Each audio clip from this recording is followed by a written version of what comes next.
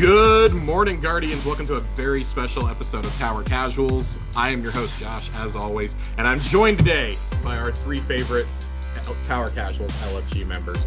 You have A1 Johnny, you've got Colonel Panic, and you've got Nerd Generalist. Boys, we just saw the Destiny showcase. What is our initial, one-sentence reaction? Stasis Trace Rifle. That's not one. Nerd, what was your quick reaction? Oh man, Hive Guardians. That's it. 2 words. I may or may not have elicited a scream that says they have top tree Dawnblade. That's not fair. I'm really about to get blade barraged by a hive wizard, and oh god damn it! They don't get shards though. They're not allowed to use shards. Well, it's a good thing they nerfed shards then. I know, right? Colonel Panic, give me your quick reaction. Overwhelmed. I think that's probably the best one right there. We were in a Skype or in a Discord chat, me, Colonel, and Nerd, and I apologized multiple times for the sounds that were leaving my mouth because they were almost incomprehensible. Squeals is a good word for it. Yeah, I was like a fat kid at Christmas dinner. Like, there's just nothing better than a fat kid seeing pie. That was essentially that was 30 minutes of me seeing pie at Thanksgiving dinner. It was pretty great. So let's start at the top. Pre-show I think was really cool. I always like seeing artwork from the community, seeing some videos from people like Datto and T-Rex, that have been big in the community for years. D1 Flawless, seeing them say, what the community means to them. And we got a rare Jason Jones appearance. The last time I think I heard Jason speak was when he first talked about Destiny to Ryan McCaffrey back in 2012. I think it's legitimately been about 9 years. And it's kind of a bizarre conversation that happened. They didn't really have anything to do with Destiny. It was more about, this is our 30th anniversary, and he's just kind of an eccentric dude. But after that, it was kind of refreshing to see an event like this where Luke Smith and Mark Noseworthy were not on stage at all. I love right. Luke and Mark. They're overseeing the entire franchise now, though, as the co-franchise directors. I think letting people, Joe Blackburn and Justin Truman leading the whole thing. The mustache in all its glory. Oh yeah. Dude, I love that stash. The power of the stash, man. They wasted no time. That trailer for the Witch Queen. I said for years, nobody makes a hype or a reveal trailer like Bungie. And this may just be the biggest one we've ever gotten. Seeing the Hive go, Savathun having like moth-style wings. Seeing the full armor reveals for all 3 classes. And then, of course, getting, the first hints that they have subclasses, that the Hive now have subclasses. At the end of it, I was like, holy shit, is that all they're going to show us from this? Because we are about 6-7 months out right now from Witch Queen. It's launching 2/22/22. 6 months. 6 months. 6 months. Basically 6 months today, then. Yeah, it's pretty close. But I don't know. Is there a whole lot to really say on the CG trailer? I mean, it was for you guys, because that's always like a proof of concept, right? I feel like whenever I'm about to watch a CG trailer, I'm always prepared to I don't want to say be disappointed, but okay, whatever is happening in this thing, it's not going to live up to the CG trailer. I think of part of the reason, outside of my absolute fear of not wanting to get addicted to something as bad as I know that I would, like World of Warcraft, I never wanted to play the game because I'm like, I don't think I can dip my toe in that water. I know that I would not get out. I just know my personality. I can't do it. Lost down a hole and never return. Yeah. Right. But the CG trailers, I remember always seeing the trailers and then watching the gameplay and be like, those two don't match to me at all. But I feel like Destiny doesn't do, I feel like the more recent trailers, that's pretty accurate as far as what the game feels like in that moment. It sets a tone. You usually get a taste of the music. They usually show some sort of power or weapon or you can want to call it a particle effect if you really want to get nerdy about it. But all that stuff appears in the game that you play. It's weird that I am now excited for something that's going to happen 6 months from now. So the thing that I really enjoyed, and I'm watching it now as we're talking about it, with the opening CG trailer, is it immediately sets a tone, and I think they've been toying with this sort of like, I want to call it horror, but it's not horror. It's definitely like darker themes. And just all of the gameplay and all of the cinematics and stories for a while. And this one just like fully dives into it. From the moment we see the Guardians walking through that forest or the jungle or whatever the hell it is, the armor that they're wearing is all darker and like there's cage motifs on it. I mean, you've got the things flying through the forest. It's dark, and I love that direction that we're going in with these cinematics specifically. Yeah, I think probably the easiest comparison to draw is when we think about the Forsaken reveal, and we saw Cade's death leading up to that. We got multiple CG trailers, and they all ended up being in game. And then last year with Beyond Light, we got that awesome trailer with Elsie, with Eris, and with Drifter. And I like that this is shifting into. We always say it's a new era for Destiny every year, right? But it really feels like this time, like we're in the Age of Darkness. Like, we started wielding it last year. I think this pretty much confirms there's no new subclasses if they're going to fix all the light subclasses this year. Yeah. Listen, for a game where I think all of us took substantial time off this year, and not because it was bad or anything, but because like they finally released seasonal content in a way that we could take some breaks and not feel like we were missing out. I think that's going to keep us engaged. Like there's going to be a new subclass or a new element to grind every season, starting with Void, right? I think we all agree across the board, probably Void needs the most love between the Hunter, Titan, and Warlocks. I think that's a great move, especially if they keep the changes they've done to the stasis fragments and aspects of you only have to do it on one character to unlock it across all. I think that's really good. You combine that with some of the new exotics we saw this year, like Falling Star especially, and I'm curious to see how that's going to work. I'm curious to see if we're even going to have to earn them, because I think it would feel kind of bad to have them take away powers that we already have. You know what I mean? Agree. I don't think they'll take away powers. I see it as a way like they'll keep the base powers there, like what we have, and when you earn when you add aspects and fragments, you can swap things out. Like this is the base. This is like this is the cookie cutter version, but if you want to buy a DL, equivalent it to like buying a single player game and getting some DLC, right? This is the add-on. This is what's going to make it better. Like you're going to have specific aspects and fragments that are better in PvP or better in Gambit. I'm so excited to see how it works. Like, am I going to be able to equip Icarus Dash and Well of Radiance at the same time? Maybe give up a Healy Grenade or something else from that subclass to mix and match the abilities across the tree? Well, that's why I think this is the descent into full-on MMO territory, right? Yeah. Being able to mix and match like that, we've seen that. We saw it with Stasis, but that's only one class you can really like super customize. I think this brings a variety to builds that we've always wanted, but having this, to me, this is a change on par with Armor 2.0. Yeah. This is equivalent to not having double primaries. This is equivalent, or being able to have double primaries, at the beginning of D2. But then, when you go into Forsaken, they do, we got Armor 2.0 with Shadowkeep, but they changed up weapons in Forsaken. I think something big like that has to happen every year. This feels like the last major change coming for at least the Light and Dark saga. Well, that and weapon crafting. But weapon crafting is what we're going to go into next. Well, so to talk about the classes for a second, I literally, and we can talk about this more when we talk about kind of like the hive and the stuff later, if we get to that. But like, if we're going to start seeing changes to subclasses and like having varieties to subclasses maybe we didn't have before, I wonder if these hive guardians are going to also have it. Like, I wonder if you're going to run into like different types of solar subclass guardian hive. Like, I wonder how those changes are going to go from us to them, and see kind of how that works out. Yeah. Well, they've talked about having like a poison-esque subclass, like a green one, right? Like almost like thorn, that you would see. I wouldn't be surprised that after they might have one that's unique to them, that then at the end maybe that we wield to get another darkness one. Yeah, it's what I don't know. I mean, and with with the changes to the subclasses, I mean, if they're going to update those every season, there's literally no between that and them saying that you will get a dungeon or a raid every 3 months. There is no limit to what you can do with seasons now.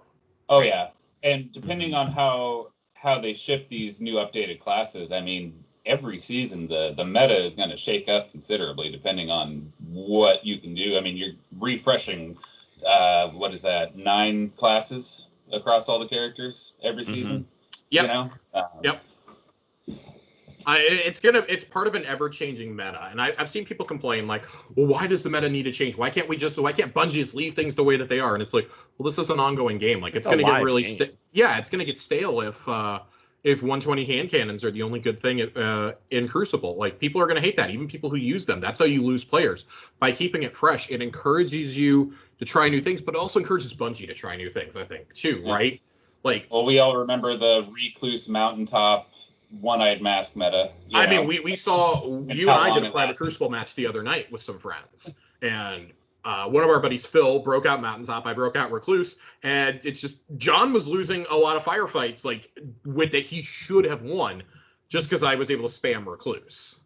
And it reminds you how infuriating it is to play against things like that. And right.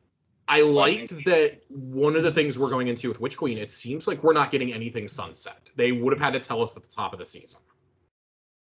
I like that. There's nothing. It seems like there's nothing going into the vault. There's only stuff coming out of the vault.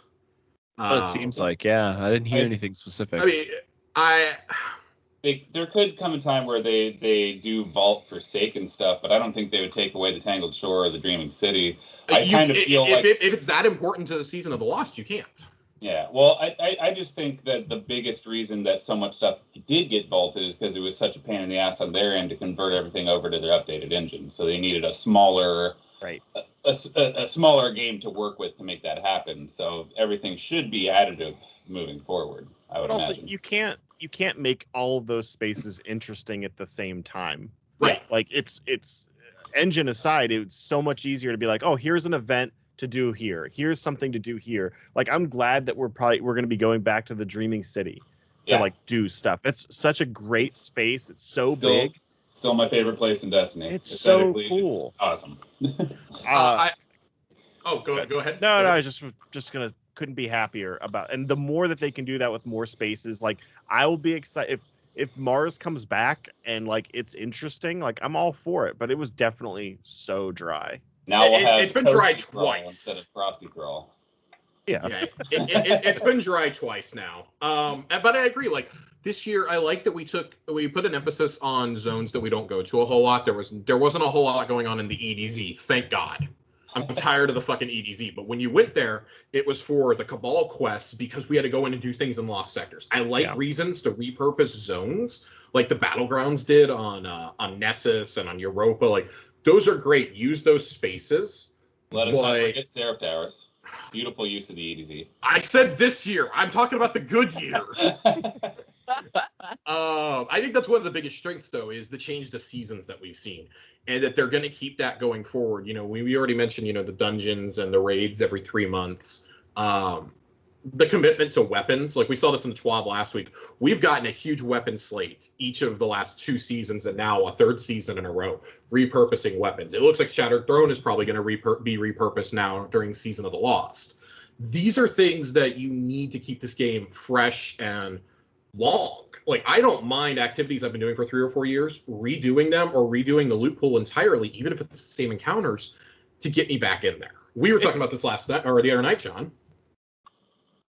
Yeah, I mean, that's what makes the game feel alive to me, is when the space changes. Like, it, as much as I love Cade and I wish that a character like him was still in there, I feel like it's weird. It's jarring when I go back and play Strikes and like he's like his voice is there or something like that.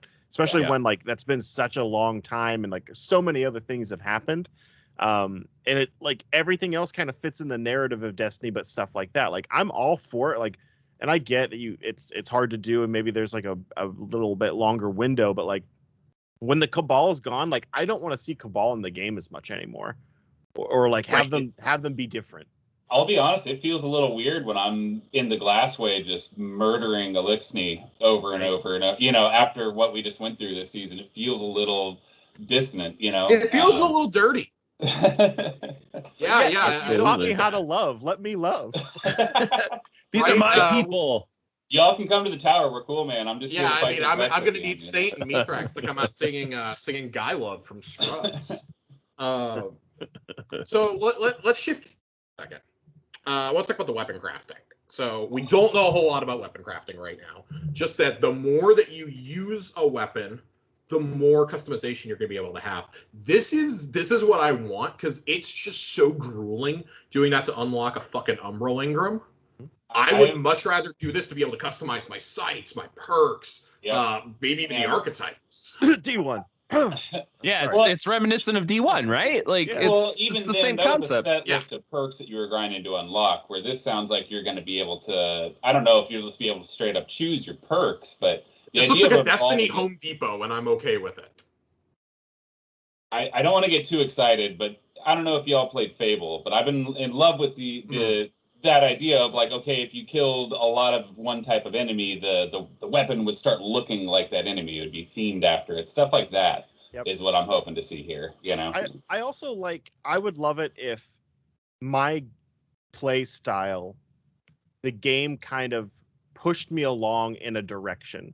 The part about Destiny, and this is probably just me, that I get overwhelmed with is like, there's all these options now, and it's just like, I know how I play, but I also don't know how that fits in a slot that's predefined within the game. I would love it if it's like, oh, every time this guy reloads, I reload after every kill. It's a thing. Yeah. I can't stop. Once you've played enough Halo, you just have to. Yeah. I would reload after a like, desktop. if they're like, you know what? This guy has reloaded 10,000 times with this one gun. Let's either give him a bigger magazine to push him along, or like the reload speed is like super short now. Like I would love that type of thing. I'm not expecting that, but if I can at least edit my gun or mod, just being whatever, able to choose your masterwork or change the masterwork. I would love that. Masterwork alone would be so great. This is one of those things that I feel benefits the people who want this to be their main title and they're like the one and only thing they play, who stream it. I mean, this is a game that I feel like the four of us collectively play more than almost anything. Even if we're playing variety, we're playing other games. Things like this will keep me in the game longer.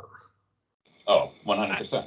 I mean, I've always been a proponent of like, give me an excuse to play your game. Like, give me the option to go grind for things. If there's crafting, give me the option to go and craft a very specific role. I have long overplayed my time in Fallout 76 because there's things that I can grind for a very long period of time to get. And there's really no reason for me to do it other than the fact that I want it and I there's a path to go get it. And it's, as long as I just throw enough time at it, I'll get it.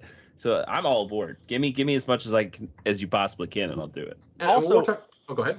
If that's the type of thing that we can start doing, because I work from home, Nerd, you work from home now. Like I can't do a raid or a dungeon in the middle of the day, but I sure as hell can kill like 1,000 of one enemy type just sitting here mindlessly, like moments at a time. I'm all for it. I want that arc, but I also want those moments where it's like, hey, do you want to grind this for 2 hours and like go numb? Do it. I'm like, okay, I can do that.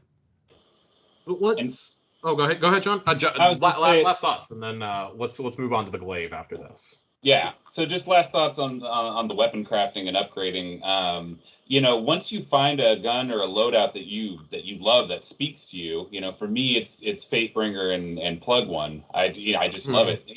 I would, once I find that loadout and whatever the meta is in the Witch Queen, I love that I'll be able to sit there and enhance that loadout and really say this is my loadout. Well, and I'm saying that you can upgrade raid weapons through this really excites me. Yep, and they said they'll slowly be bringing other vanilla guns, other guns into that system moving forward. It's not just going to be the new loot. Right, which I think that's critical, right? Because we've seen how bad the implementation can be when we bring things back, such as with the lectern on the moon. But I think this was always where this was going to ultimately progress. If you look at the chalice, you look at the lectern, You look even at Umbral Ingrams. This was the next logical step, I think, and it probably took us a little bit longer to get there than it should have. But I'm so glad that this is coming, and it's coming with a new archetype. It's coming with the Glaive, which works as both short range and long range. It's just, John, you're kind of the melee king. I need to know what you think of a first-person melee weapon that can also shoot projectiles. And it's in the energy slot. And I've been it's in the begging energy for slot. a melee weapon in the energy slot. I love swords, but I don't use it in a lot of content because even when swords are good, you're giving up your heavy weapon, and not everything can be sworded. You know, I am beyond excited. I might even hop on my hunter. I'm thinking Omnioculus. You know, constant smoke in the Crucible. Run up behind a guy with that thing. I am just so excited. Right. I think that this is good, right? We've seen new archetypes get introduced before, like with vanilla D2. We had grenade launchers. We had both heavy. We had breach loaders, and we had trace rifles. You know, we had the first trace rifle show up, and then with Forsaken, you had bows. It's been a little while since we introduced something new to the meta. Really, this last year has been Year of the Sword in a lot of ways. From Falling Guillotine to Lament to the class swords coming back and, you know, being top tier. It's been really awesome. And I'm excited to see this. And I want to know, just, God, I got to get my hands on this. The fact you get to craft your first one is awesome. And that it shoots, too. I wonder if there'll be different glaives that have different firing types. You know what I mean? I would say that's probably something you'll be able to upgrade at some point.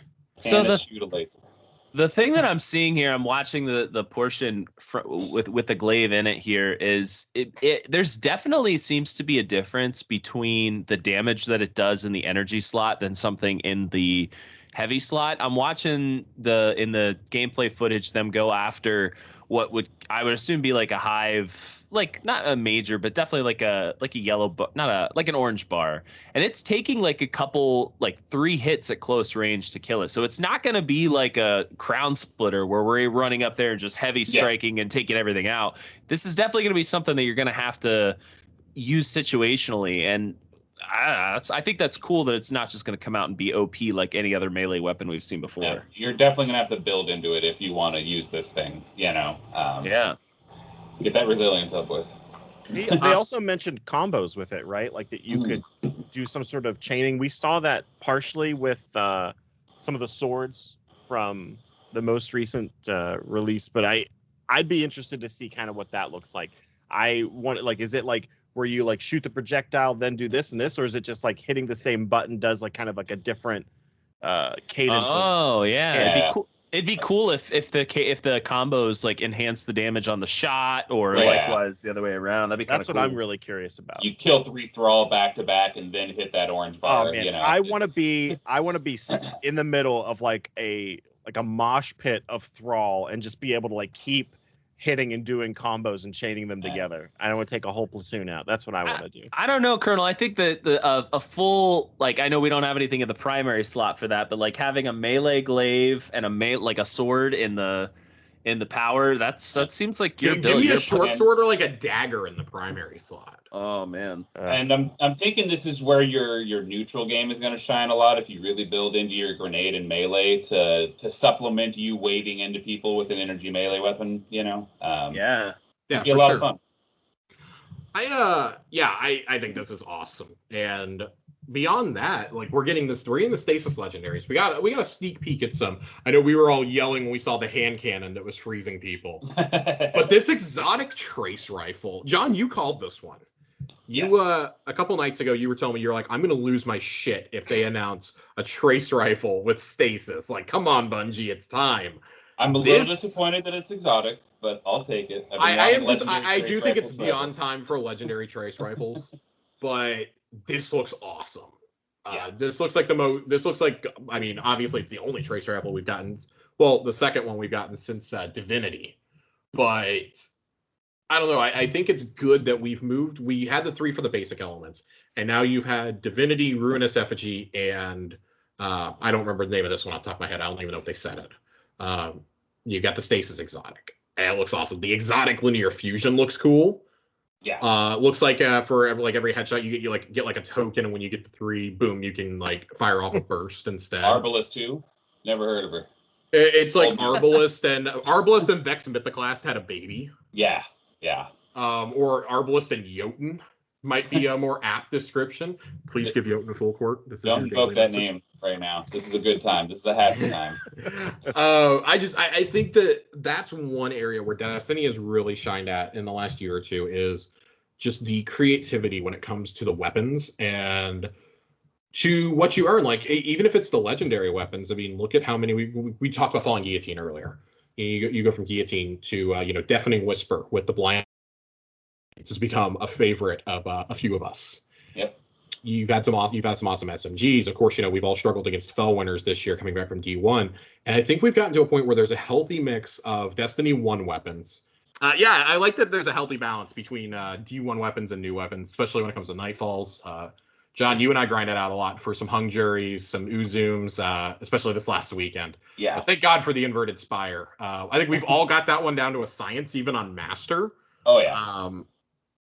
I'm fully stocked up on materials. I like that. I love double Nightfall weeks. They're so great. Well, I like that it allows them to like kind of fluff up the loot pool. If my choice is between getting only new weapons or this, I'll take this every time. And absolutely, I like that it's stuff you don't earn in other activities too. I like that there's stuff for the only thing I would make as a change to Nightfalls is please give me the regular strike weapons as well.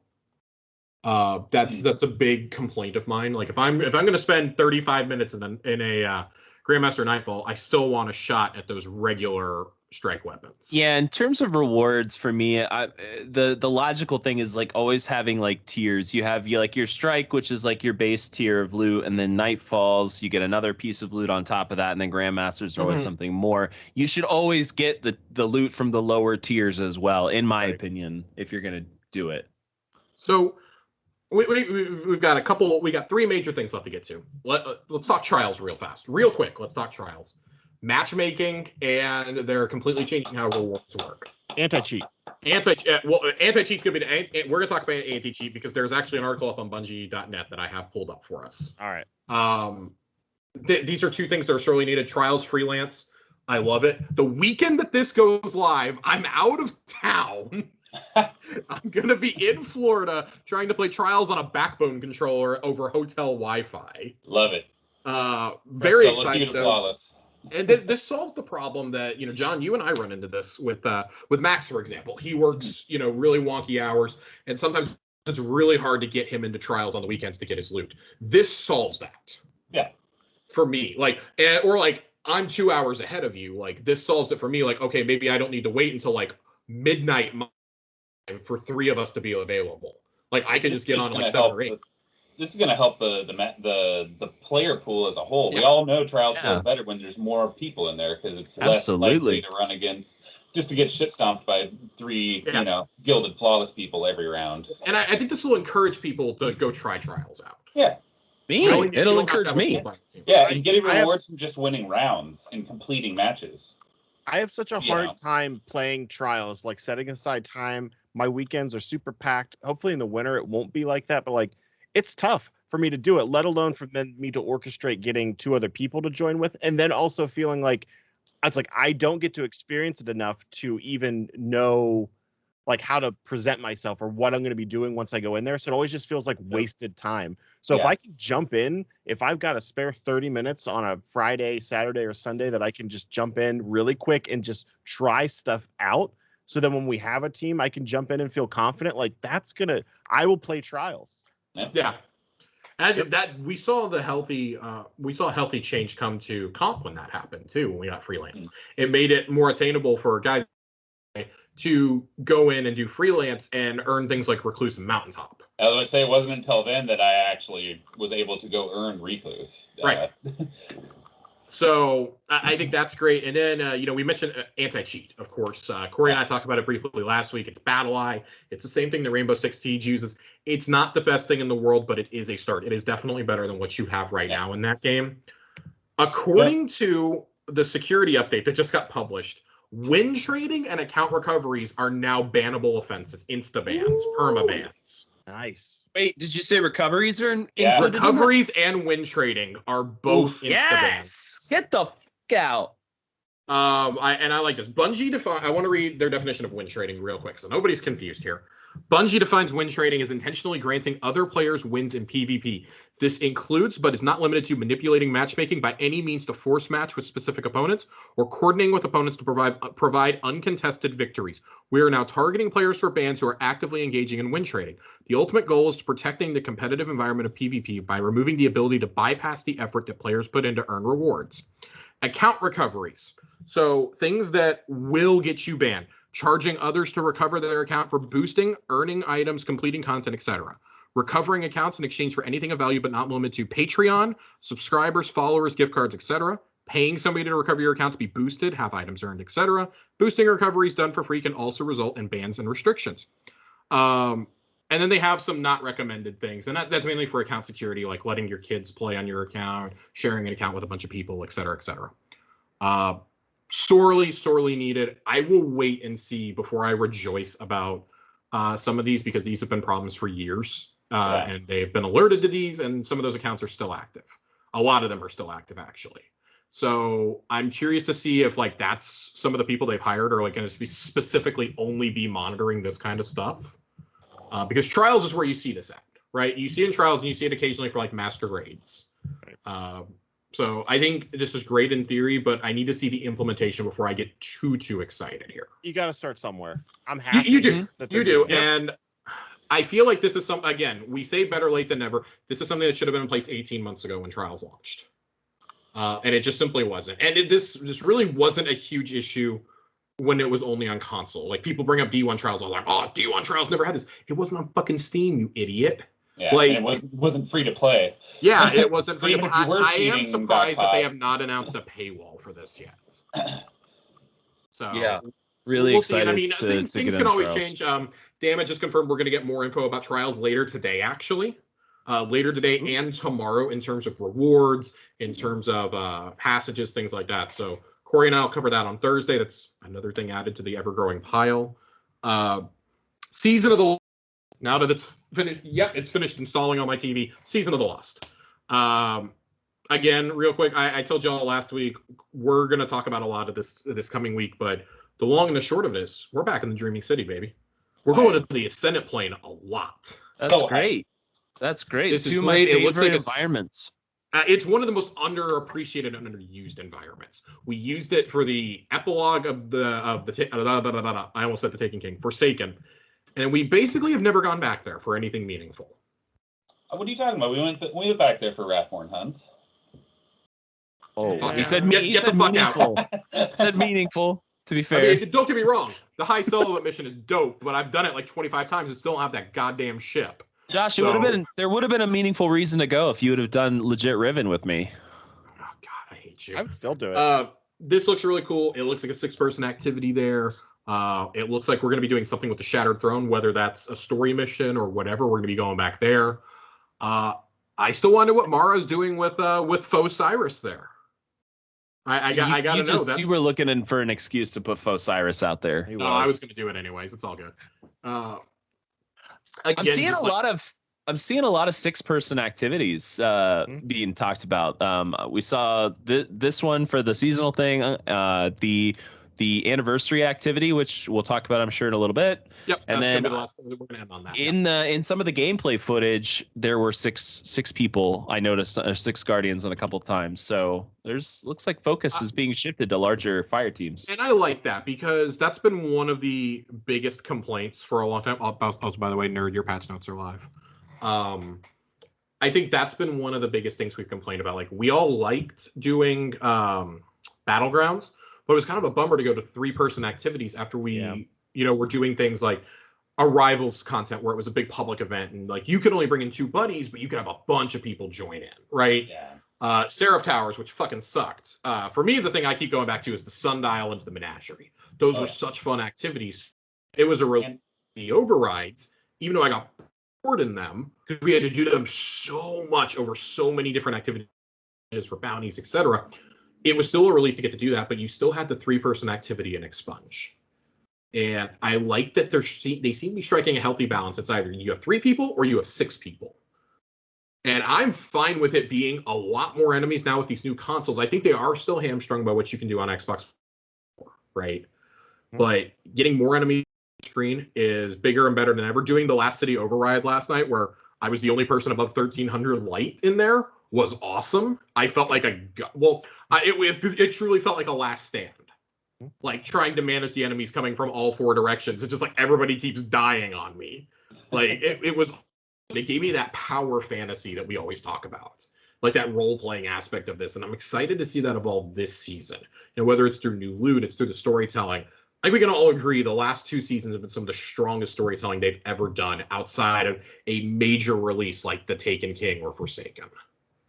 Well, they're stretching out their storytelling finally. Like I feel like they've gotten into like, okay, this is what we'll do at the major release, and then we'll have this much for this week, then we'll have this much for this season. Like, and it feels, again, like I get excited now every couple weeks to like go back and log into Destiny. Right. And if they give me, and this is a long season, it's painfully long in a lot of ways, but there is a lot of stuff that I feel like that we get to, a lot of seasonal stuff that we get to do that, I don't know, I'm excited. My download finished. I'm like really itching. I know. I'm ready to get right out now. of here to edit this and get on with you guys. I got my Bungie name. What I'm else in do the we queue, got? baby. The Bungie event stuff. This is the last thing we're going to talk about. There have been rumors for months now about this. I'm so happy that this ended up being true. There is a 30th anniversary event coming this fall. It is an add-on season, which I'm less stoked about, but it is happening. I want to get the exact details of what this includes real quick. If anybody has that on hand. I just progressed past it, unfortunately, but we do know that it includes, does it include Gallarhorn? Yes. It does include, so it does, the big things is, it does include, there is going to be a new dungeon. There's going to be a 6-person activity that is free to everybody. Everybody can do this activity, I believe. And then there's going to be a paid portion of this. And the paid portion, to my understanding, is how you get Gallarhorn. There will be a quest to obtain Gallarhorn. There will be armor inspired by Marathon and by other Bungie franchises. Guys, just cut the shit. We know what we know what this is, right? Mm-hmm. We know you're giving us Halo armor. Just stop beating around the bush. I wouldn't be shocked to see it. I have the pack info if you did you pull it up, Josh? Radiant Dance Machines are back this season. Yes. I just sent that to you. Yes. D1 exotics, baby. All right, yes, send me that info, nerd. I want to be able to break this down real quick. Well, I can just call it out, and I'll send you. Call it out. Do it. So we're getting an exotic weapon, a new dungeon, 4 emotes, an exotic ship and sparrow, 2 universal ornament sets, and a unique helmet ornament with the Bungie 30th edition anniversary pack, and that is the paid version. Man, this looks awesome. I can't wait for this. This is when they started talking about the future. I'm really excited about that. I love that AS Luna is a legendary hand cannon from Destiny 1. People have been asking for it. It's back. It's God, man, I can't wait for this. I really cannot wait to see what happens here. I'm scrolling through to see if I can find any of the exact information about the pack, but right now, what do we think overall? I know we all summed it up in a sentence at the beginning. Thank you for that. I'm opening this real fast. Exotic weapon, new dungeon 4. Yeah, it's the same thing I just called out. Yeah, that's not anything. And I don't remember if they gave us a price, but I think it's $25. It is 25. You can actually pre-order it right now with your digital collector's edition. Okay, I will. Yeah, I know, right? Like, let me get the credit card out. This is the one thing I'll be able to actually buy. I think this is awesome. This is how they solve the solution of this is a really long season. I know that there's going to be a lot of people who will bitch and moan, like, oh, we have to pay for this. Like, why are you charging us? Like, because it's a 6-month season, motherfucker. That's what happens? Yeah. And if also, we're gonna get raids and dungeons every 3 months, Yeah, that's like we got to pay for that somehow. $10 for a season, that's. I'm sure it'll be in the free-to-play base after a certain period of time, right? I actually don't know. I don't know if it will be. I don't want this to become a trend, though. I don't want to pay for packs like this every year. That would really annoy me if they went up to like 4 seasons and like a bonus season. Now, I do think this is only happening because there is a 6-month span here. I think they learned from Arrivals last year.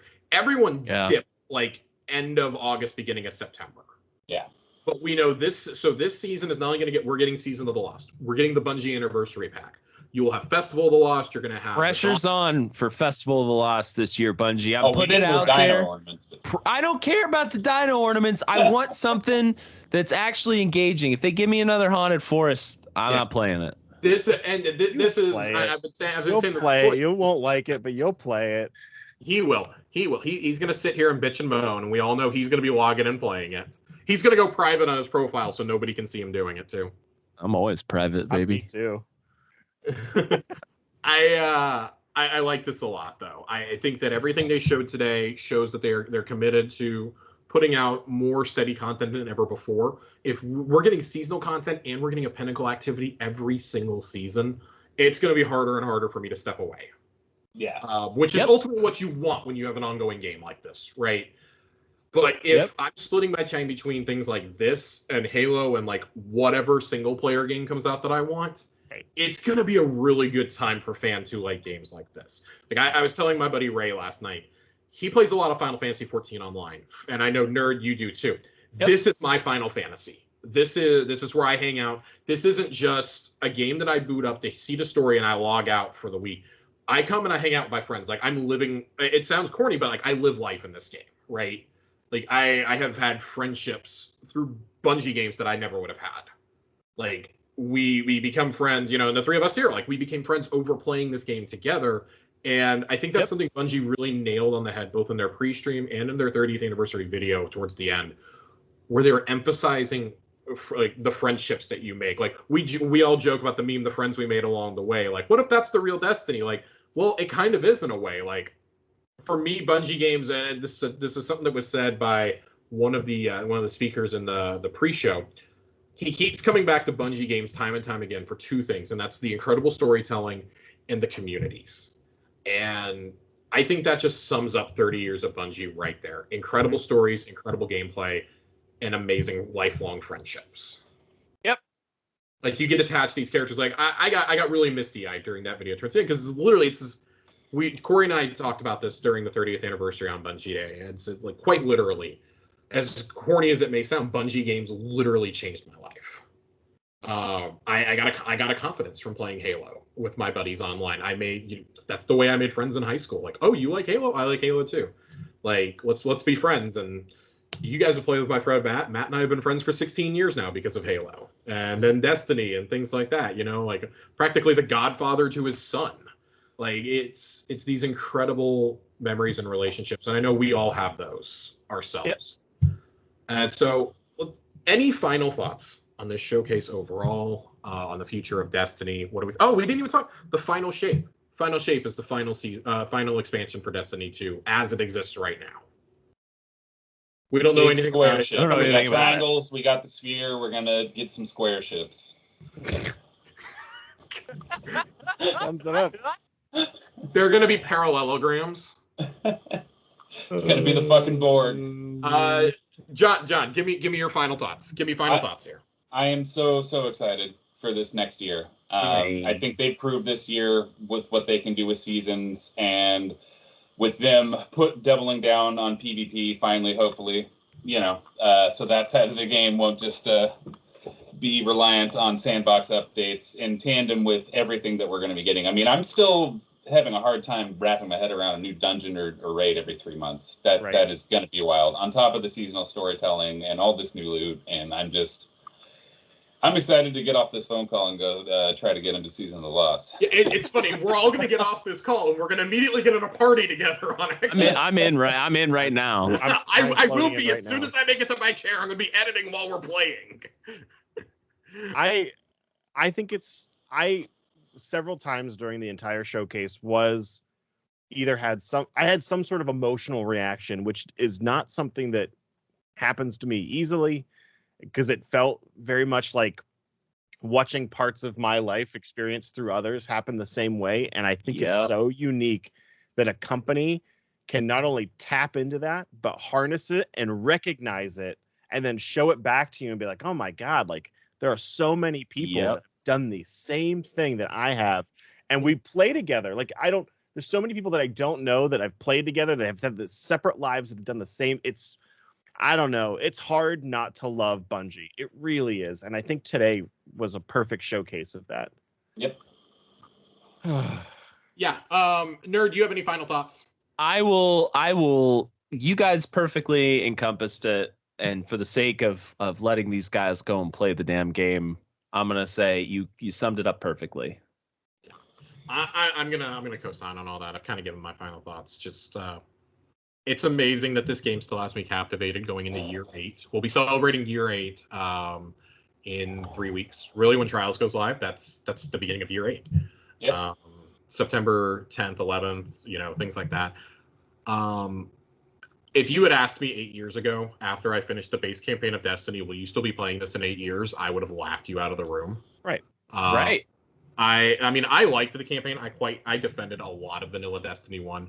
But it took Vault of Glass to change my mind. And even then, I stopped playing after I did Vault once. I was like, okay, I'm done. Matt had to drag me back and Screaming for the Dark Below.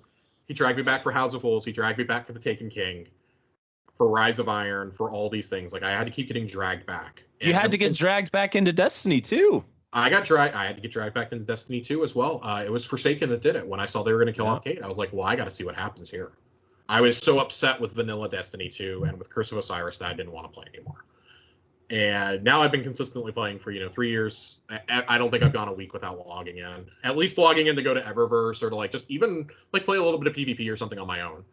I met John at the end of Forsaken, you guys towards the end of Shadowkeep, and it's been one thing after another. Like, I'm excited to see what happens this year and the rest of this year and during Lightfall and the final shape, and to see where we go after that.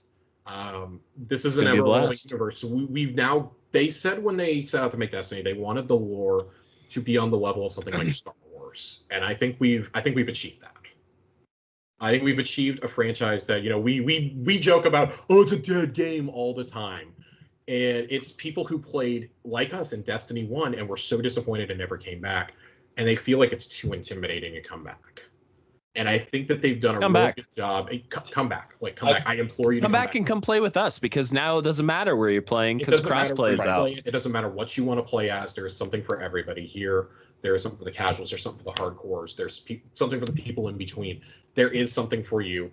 Game Pass on Xbox, on PC. It's on Steam. It's on PlayStation, wherever you want to play. Yep. And so with all that, I'm going to wrap up so we can all go get in on this season. I can join the queue. Thank you from all of us, from myself, from Corey, from Colonel, from Nerd, from John. Thank you for joining us for this special episode. Corey and I will be back Thursday night, Friday morning, whenever it posts. Podcast services around the world. We will be talking about the new season. It's going to probably be a pretty long episode because we want to talk about season. We want to talk about storyline. We want to talk about activities, stasis weapons. There's so much to talk about on Thursday, and we're excited. You're going to have some super, super packed episodes coming up. So from all of us, go enjoy Festival, or not Festival. God, that's going to take some getting used to. Season of Lost. Go watch the Witch Queen reveal multiple times, like I'm sure we're all going to, dissecting it frame by frame, and we will see you Starside. Thank you so much, everyone.